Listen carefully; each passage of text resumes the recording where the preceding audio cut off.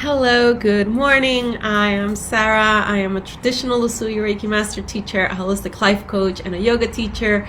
And I go live at 9 a.m. Mountain Time, 11 a.m. Eastern Time, Tuesdays and Thursdays inside of my group. And then on Wednesdays, I call them Wednesday morning wisdom something I had called it, I forgot now, but today's Wednesday, and so I am out here in my business page, which allows me to reach a few more people. And I like to talk about different topics related to spirituality, yoga, mindfulness, meditation, and things that are uplifting and enlightening.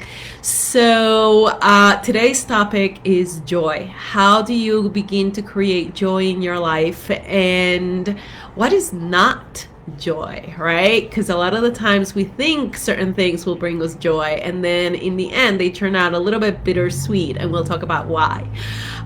So before I get started with that, I want to remind you that registration is now open for the 2021 Yoga Teacher Training Program that starts March 16. It is going to be absolutely amazing. 3 modules, 3 months each.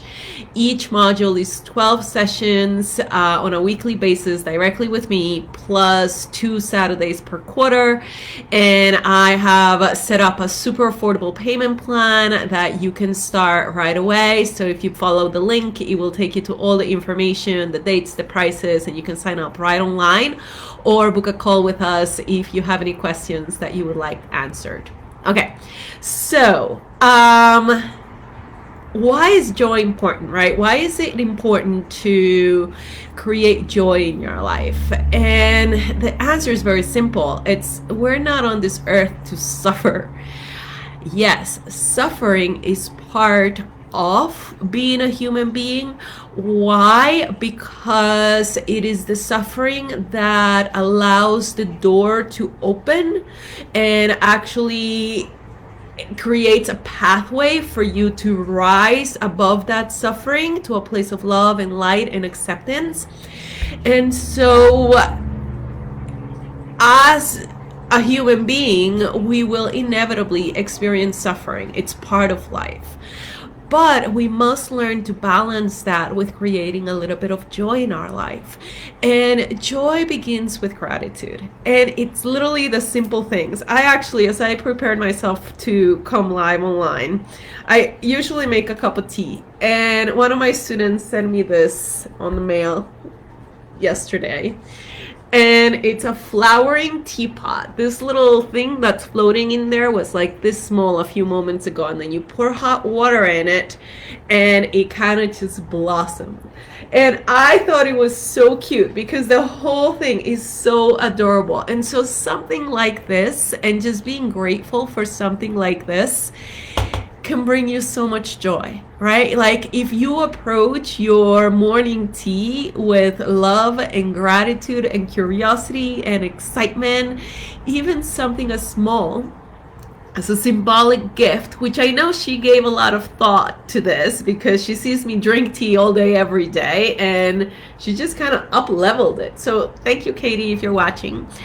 But it's the little things, right? And I am sure when she shared this with me, she actually experienced joy in giving. Giving brings you joy. One of the things that I like to do at the end of the year is send all my students little fairy calendars as a thank you and as a symbolic like gift to thank them for supporting my journey all year and then setting up the path ahead. And that brings me joy. So a lot of the times joy is in the simple things. It's in being grateful for what you receive, and it's in allowing yourself to give and share the blessings that you have with gratitude. And simple little things like that are going to bring joy to your life. Now, what is not joy? A lot of the times we think that sense pleasures will bring us joy. We think that if we follow our senses to whatever feels good, tastes good, smells good, or whatever, that we will then experience quote unquote joy. But that's a temporary joy. That is actually just bound to eventually lead you back to a place of suffering. Why? Because first you're craving and craving and craving and thinking, when I get this, I'll be happy. When I have enough money, when I go on vacation, when I find a boyfriend that loves me, whatever it is, you will be happy. And so the whole time you're craving, thinking that in the future, when you get A, B, or C, you're going to be happy. And then you get there, and inevitably it is not going to be what your ideal was, because it's just life. That's not how things work. Everything comes in balance. So whenever you get to this beautiful thing that you thought will bring you happiness, chances are it's going to come with another side of the coin that then you have to balance and you have to manage and you have to deal with, because that's just the nature of nature. Everything is balanced. And so then what happens is you get there, and not only is it not what you expected, but let's say it is.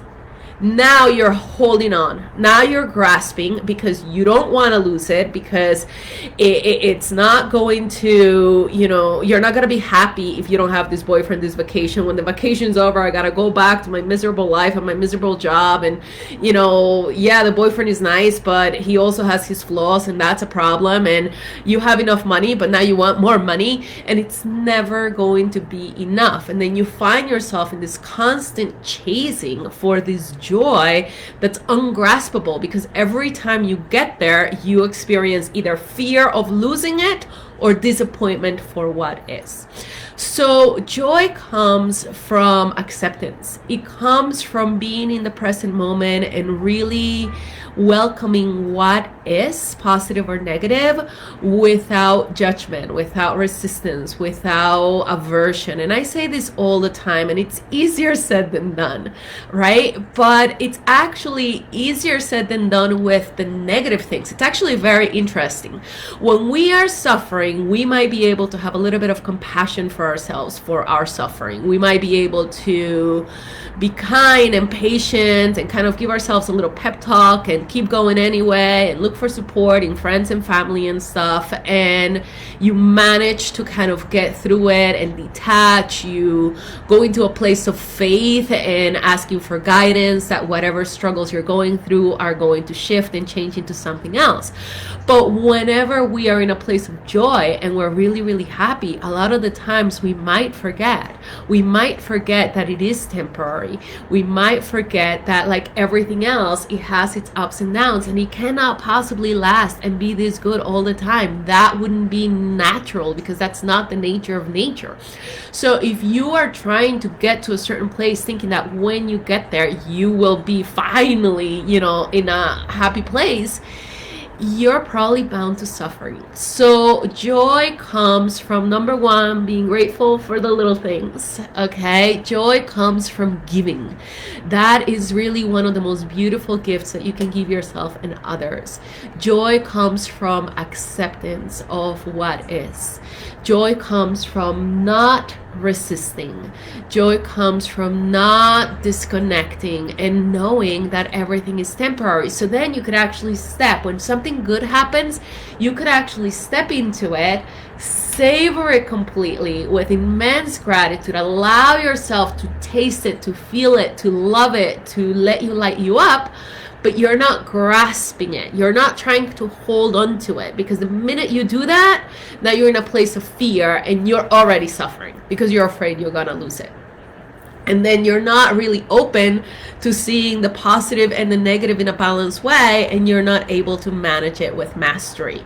So that is my little note of wisdom for today. I have to keep this one short today because I have a call in about 6 minutes.